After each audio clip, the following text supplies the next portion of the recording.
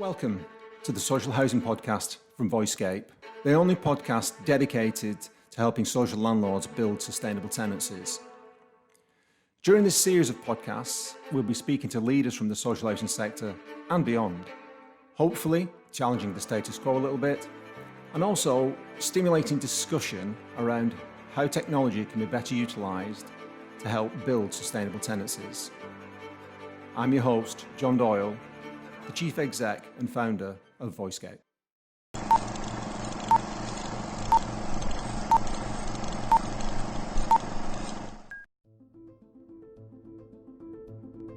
So that year I was involved with the Benefit to Society campaign, which is now See the Person.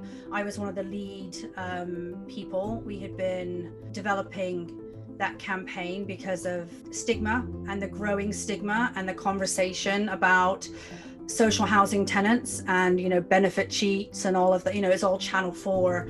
And we were just kind of seeing that. And actually, I was invited to join that initial meeting in Oxford. Danny Dorling was there, Dawn Foster from The Guardian at that time was there, some chief execs and some key tenants. And I think because of my Housing Day story, when I was talking about the stigma and the shame that I felt about living in housing, social housing at that time, and trying to hide it, I was invited and I kind of drove that forward. So that was just taking off and we were just looking at that. And then Grenfell obviously happened. And then there was a bunch of people that just decided we needed to just have a conversation. So we met in Coventry. There was a whole bunch of us all over the country that came together. I think there was maybe about 15 of us. And we were just talking about the tenant voice and the fact that it had been ignored by their landlord, and that the tenant voice had been not listened to by the government, by all the authorities. Today's guest on the Social Housing Podcast is Leslie Channon. She's a speaker, writer, facilitator, and commentator on housing issues, with a background in tenant rights, scrutiny, and engagement. Okay, Leslie, I was wondering if you could just talk us through your personal journey to becoming a champion for tenants' rights and what that looks like in terms of a bit of a timeline. Yeah, it's quite weird for me because, I had a whole career in Los Angeles and I ended up moving back here to be closer to family and to have my children. And then in 2010, I found myself a single mom. I was pregnant with my second child and I was given housing where in the town that I'm living now. I'm in the Cotswolds. So I didn't really know much about social housing until I became homeless. And for me, that's when my journey began. I had seen an advert in the Housing Association magazine, and they were looking at co-regulation. So for me, I'd had board experience, I'd had executive experience. So I answered the ad and I showed up. I remember the interview day, actually, it was really funny. I was heavily pregnant. It was really, really hot and I almost didn't go. But I've written since then that was actually the best decision I think I've made of my life, actually showing up that day, because getting involved with co-regulation for me, one, kept a part of my brain working that was not in mummy mode when I had my second child. And then I also got training about, housing finance. We had a lot of training, this group. And then we started scrutinizing the business. So, and then it just snowballed. I started writing, I got involved with Housing Day, I wrote my Housing Day blog.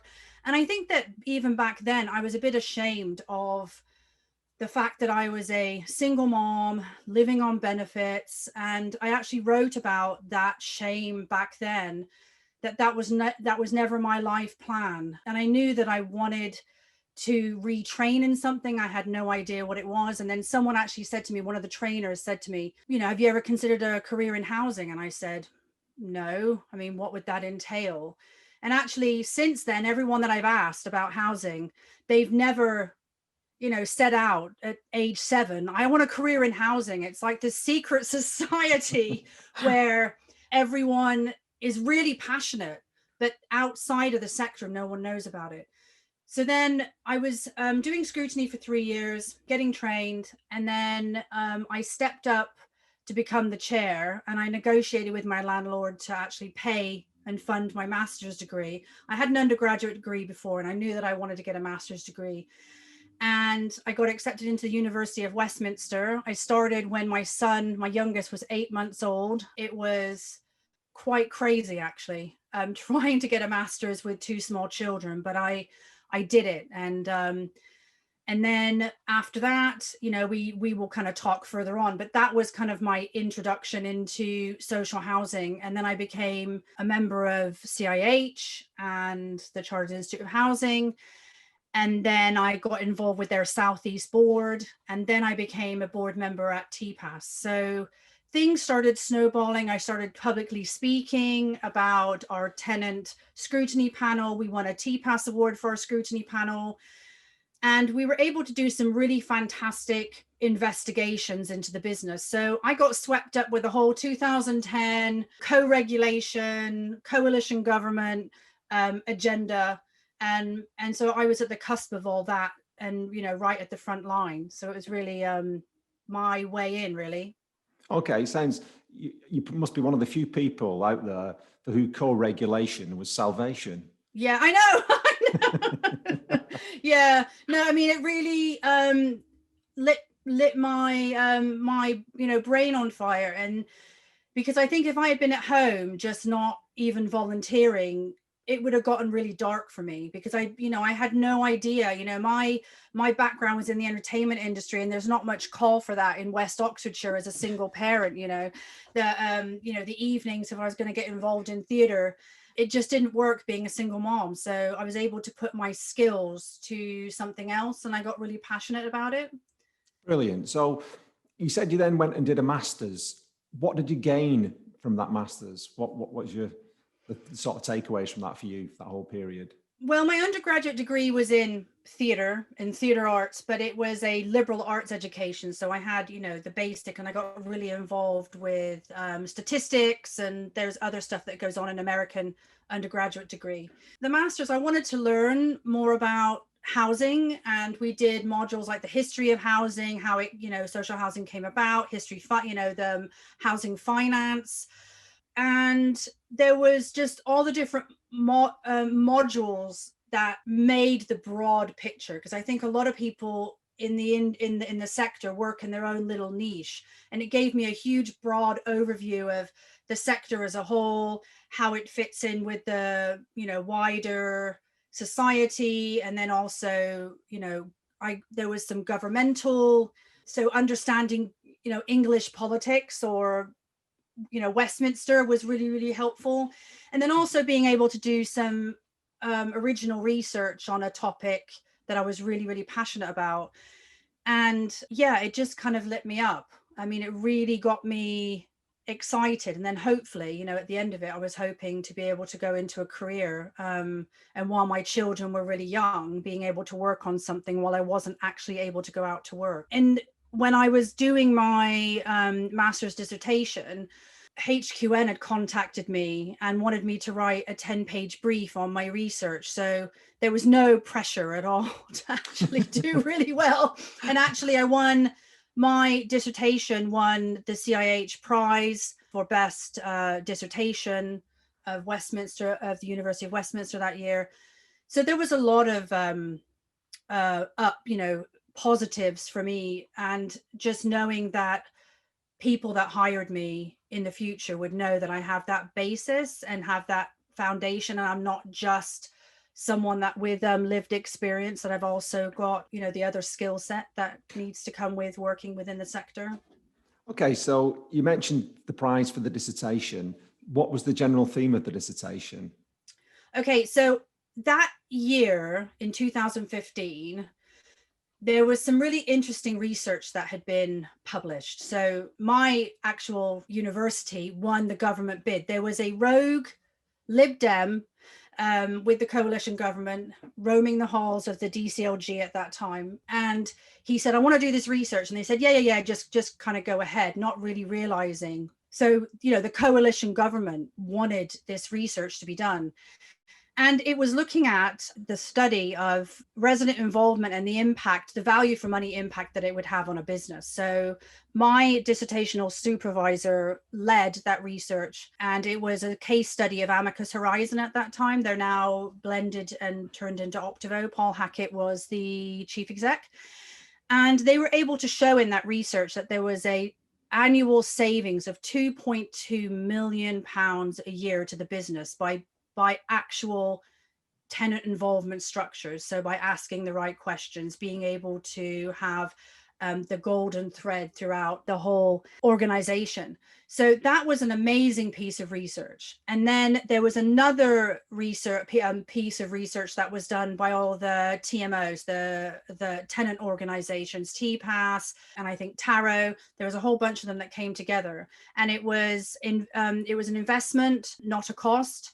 And it was about, that yes, resident involvement, actually, you have to invest in it, but it is not, that what it pays back. So those were two amazing pieces of research that came out at the beginning of 2015, right as I was starting my master's degree. Now, what I wanted to do was complete the circle and actually look at, why do tenants get involved? Why do they get involved, and why do they stay involved? So that is what my part of the kind of completing the circle, I think, of that year, of why. So I actually did a case study of Amicus Horizon. I did a case study of my housing association, which was a smaller housing association. I was able to survey about 150 tenants, and then I did face-to-face interviews. So I compiled all that information with the other information, and it was some really interesting research. And the 10-page brief is still available through HQN that's the kind of cliff notes of the research and what I found.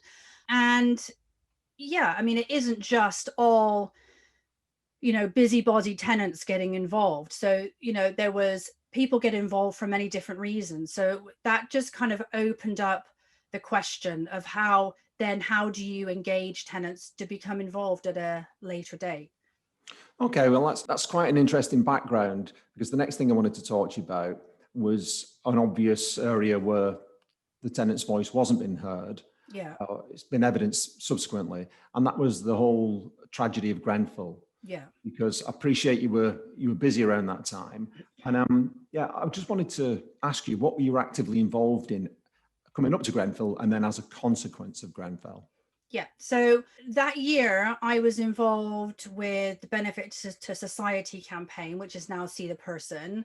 I was one of the lead people. We had been developing that campaign because of stigma, and the growing stigma, and the conversation about social housing tenants and, benefit cheats and all of that. It's all Channel 4. And we were just kind of seeing that. And actually, I was invited to join that initial meeting in Oxford. Danny Dorling was there, Dawn Foster from The Guardian at that time was there, some chief execs and some key tenants. And I think because of my Housing Day story, when I was talking about the stigma and the shame that I felt about living in housing, social housing at that time, and trying to hide it, I was invited, and I kind of drove that forward. So that was just taking off, and we were just looking at that. And then Grenfell obviously happened. And then there was a bunch of people that just decided we needed to just have a conversation. So we met in Coventry. There was a whole bunch of us all over the country that came together. I think there was maybe about 15 of us. And this group ultimately became a Voice for Tenants group that formed. But we had just met, and we were just talking about the tenant voice and the fact that it had been ignored by their landlord, and that the tenant voice had been not listened to by the government, by, all the authorities. So we were just having a conversation about what we were going to do about it, and what could we do with, all of our different skill set. I think it was decided quite quickly that they wanted me to be the chair. So I became the chair of that group. I know TPAS was involved, Taro, there was all the different aspects of the sector were around that table, including people that were involved with the original National Tenant Voice back in 2010 that was actually disbanded by Grant Shapps. So there were some key people around that table. And but shortly after that, we got a call from the MHCLG, from Alok Sharma and his team, and they wanted to meet with some people. And so we showed up at the DCLG offices, and we met with him and the team that would then go on to develop the ministerial roadshows. But we had that initial meeting, and Alok had only been in the post, I think, less than 48 hours before Grenfell. They had the general election, they'd had the whole reshuffle, he had got shuffled in, and he was so new on his brief, and he was just asking. And I think the DCLG, that's what they were called at that time, I don't even know if they'd ever spoken to tenants, so they were just asking for our help. How do we do it? How do we actually consult? How do we go about change? And I think I think initially, one of the funny things is that Alok said that he was thinking of a town hall meetings throughout the country, and I said, are you insane? You're going to get pelted with eggs. You have an angry sector out there. That's not the way to do it. I said, you need to actually consult. And so we always kind of knew that it was going to be whatever was decided was going to not cover everybody. But what we wanted tenants that had been involved with their landlord and kind of be able to speak about the broader topics, not just I want my tap fixed because my landlord sucks type of things, but we wanted to be able to access as many tenants as we could. And I think it ended up being about 12 roadshows in total. The average was about, I think, 100 at each event, and we had tables. And then we talked about questions and what questions they were going to ask. And then at the end, we kind of came together and we looked at the top 10, and there was like a kind of wrap up, but each individual tables were facilitated. And most of those tables were facilitated by a Voice for Tenants and the TMOs. And so I actually ended up co-facilitating 7 of the 12, and one of them was one of the Grenfell events, and that was after Alok had stepped down, and it was the first one that Dominic Raab had, when he had taken over as housing minister. And it was, I think that to me, that was run by TPAS, because Grenfell United wanted TPAS involved. And so I showed up as a TPAS director, and it was a really powerful, really powerful event for me, because there were people around my table that had lived in the tower. And one of them was a leaseholder, and he said, for him, because obviously, he owned his home or was buying his home, there was no, the insurance company wasn't going to pay out until there was someone that was culpable. So he was homeless, but still had to pay his mortgage. So just hearing how they were ignored, and the people are, in the surrounding areas, like how it had impacted that whole community. Yeah, that was, I think, really powerful. Yeah. I'm going to say it sounds very powerful. How did those outputs from that ministerial roadshow feed into the Green Paper?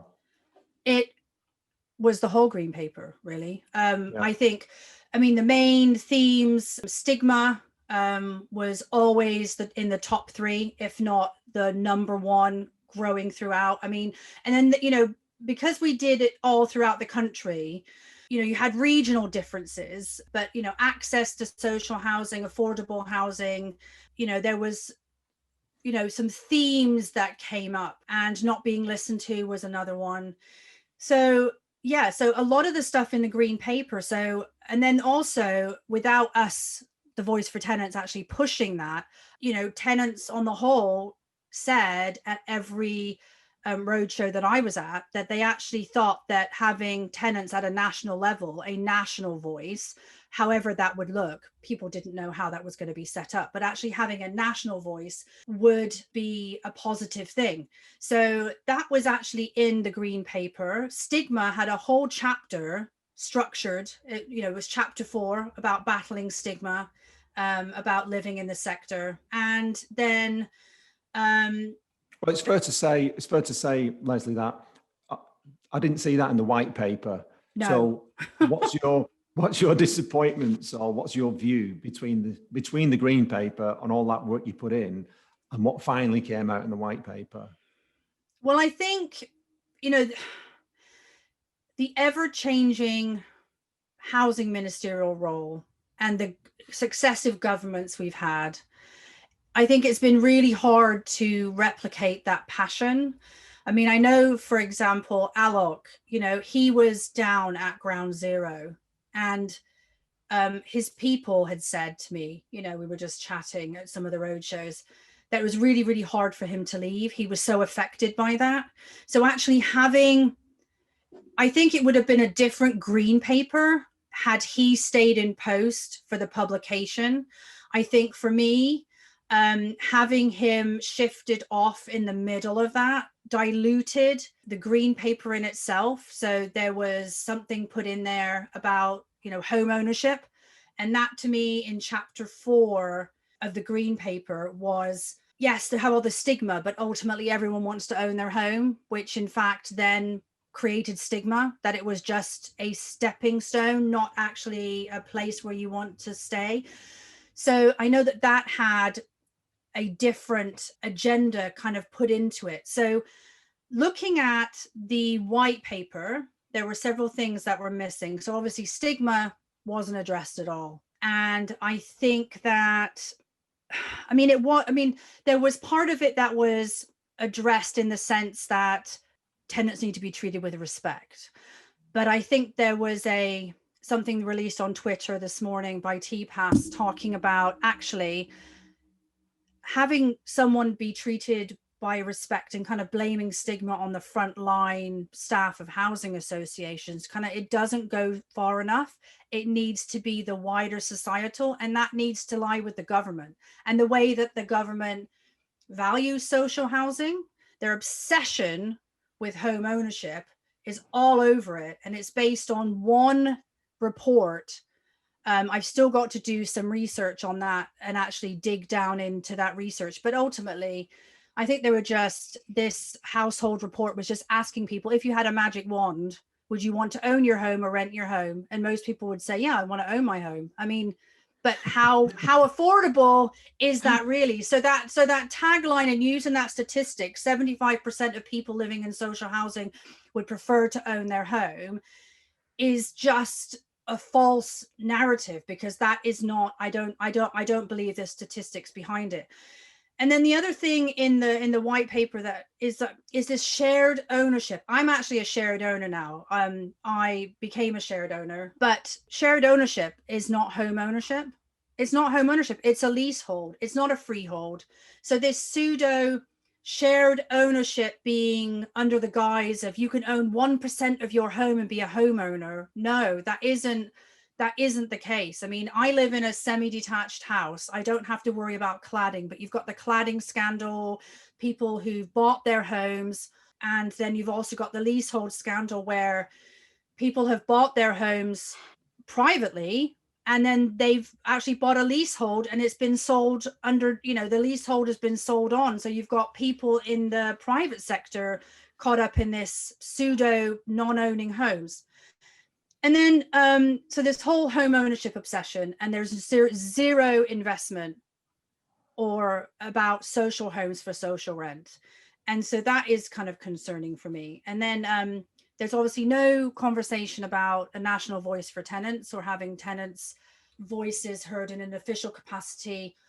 But in the white paper, it does say the government really wants, when they're developing the consumer standards and what is actually going to be measured, they want tenants around that table. Now, which tenants are going to be around that table, which tenants' voices are going to be heard, I don't know. But I think it's really important that they listed that first in there. But there's no national structure or government-backed national voice. And then I think the other thing that I was really, really excited about in the green paper, which I kind of pushed to be in, and I was super excited, it was about making the case, the business case for resident involvement on the off the back of my research and off the back of the Amicus Horizon report. That was in there. That was in the green paper, and it's nowhere to be seen. I mean, I would love to have a value for money measure of their resident involvement so that it could go along the lines of that research that was done by the University of Westminster for Amicus Horizon. And then I think you would get more buy-in from landlords when they could demonstrate the value for money from the resident involvement structure. So there was absolutely a lot missing, but I still think that there's hope. I mean, I think that there's hope, but it depends on where we go from here, really. Okay, because I was going to say, my initial interpretation of the social housing white paper was that it was a little bit of a stick with which to beat social landlords. But it sounds to me like what you're saying, or would you agree that it's actually in the best interest of both social tenants and social landlords to engage more? You know, the idea of the value for money aspect of it, as you say, it's a little bit carrot and stick. If they gave a bit more carrot and said there's a very good reason to be closer, to have more resident involvement, and it's value for money, rather than, you know, we're telling you need to have closer involvement with your residents. Well, I mean, I think the government has to take some responsibility because they cut back on funding. They went down this road of forcing the value for money, and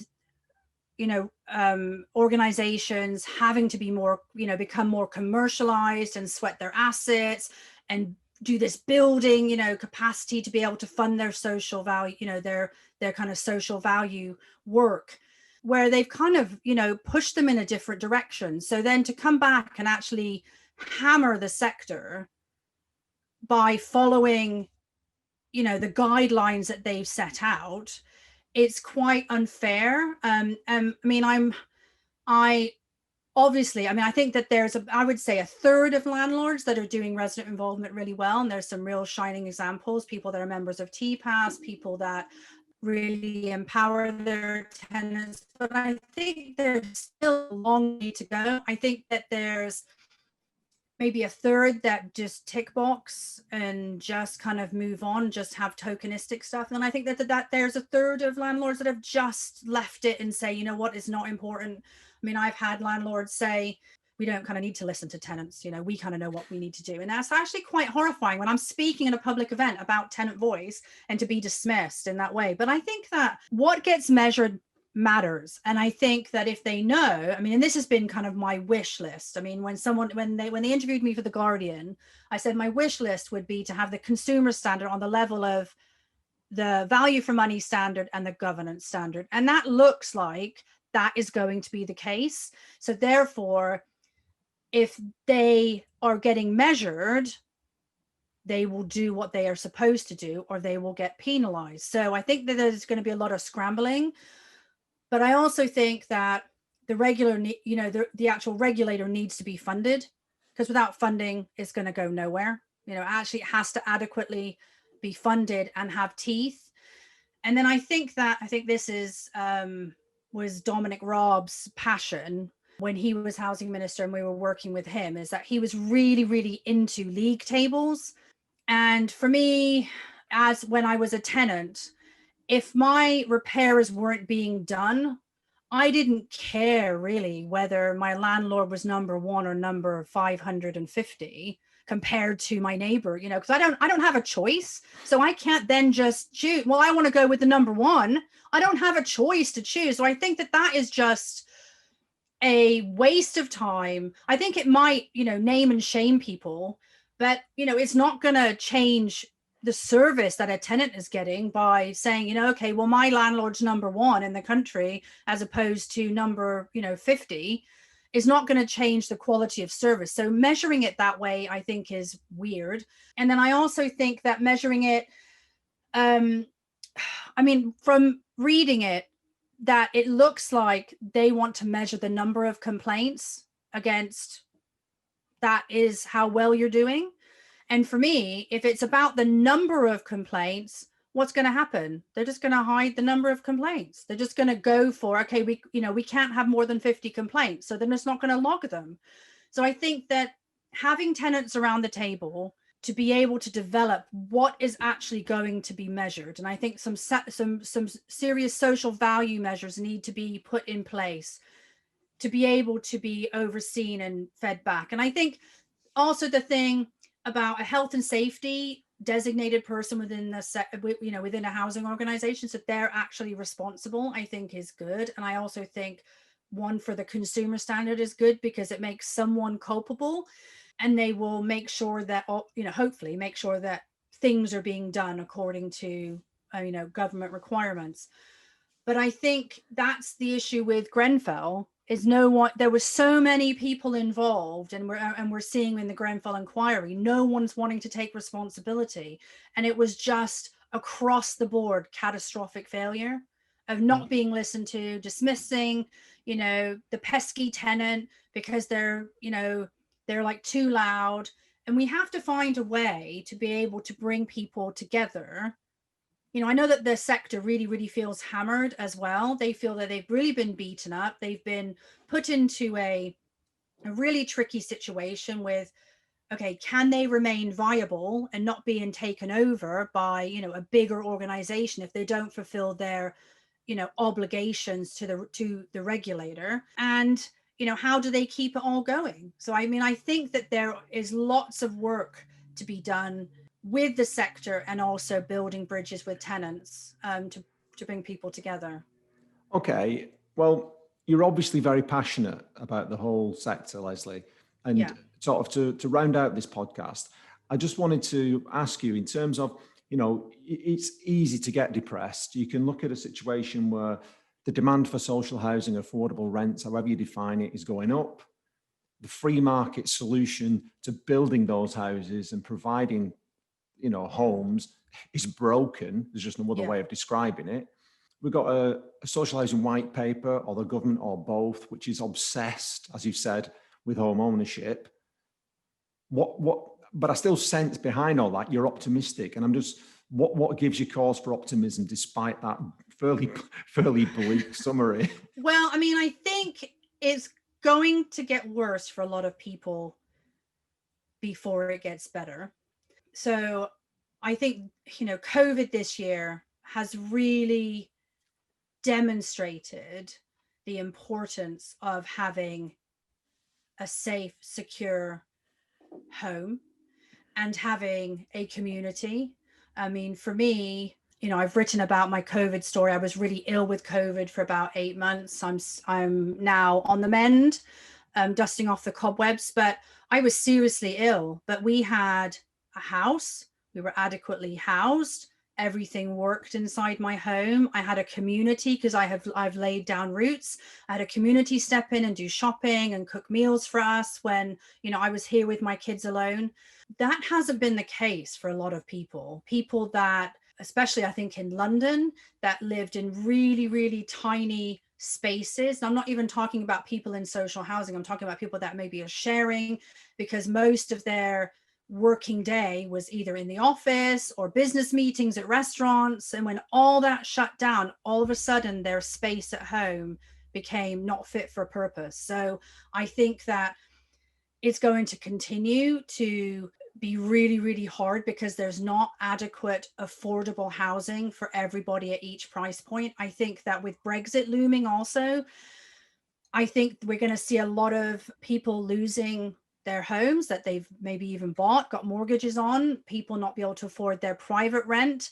I think the welfare bill is going to go up. But I think ultimately, whether it's this government or there's a general election looming, I don't know, or another government, I think that the solution is going to be building social housing at social rent, the right size in the right place. And I think we're going to have to it's going to get really dark, and it's going to be really sad for a lot of people. But I think ultimately, I really believe that social housing, if it's properly funded by the government and they're given the reign to actually build and not charge affordable rent, because affordable rent in West Oxfordshire, 80% of the market value, is really, really expensive, seriously expensive. It's unaffordable to most people that are not working executive, position jobs. So, for me, it's about having adequate housing. And there's also, I know you had Laura on a week or so ago, and she was talking about, the private rental sector, and also there's a lot of empty homes. And I think that one of the good things that might come out, I'm hoping that will come out of COVID, is home working. I have a home office, which is really great.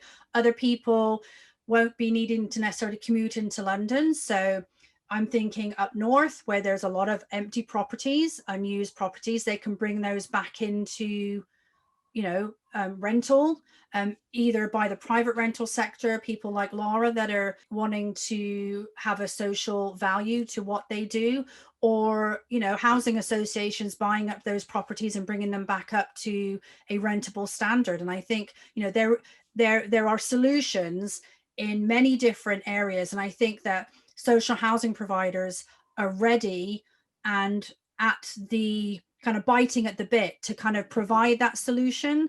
And I think, that there is, being able to then go back into their social purpose and to be able to embrace that as a business model, and backed by government, I think will eventually, be, because the sector right now is all singing from the same hymn sheet about social houses at social rent. And I think it's just gonna, that is the ultimate direction of travel.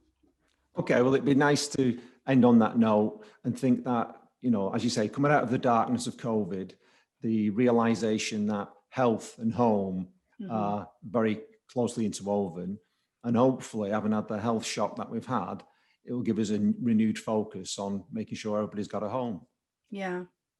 Okay. Well, I'd like to thank you for your time today, Leslie. It's been fantastic chatting to you. And I look forward to seeing you again. Thank you for having me. It's been really fun. Okay. Thanks, John. If you're new to the Social Housing Podcast, please subscribe if you're listening via Apple Podcasts, or leave a follow if you use Spotify. Also, please remember to leave us any feedback, good, bad or ugly. It can only help serve improve us. Finally, I'd like to thank you all for your time and attention. I appreciate that everybody's busy, but I do hope you learned something from the experience. I certainly did. Thanks again, and I'll see you next time on the Social Housing Podcast. Goodbye.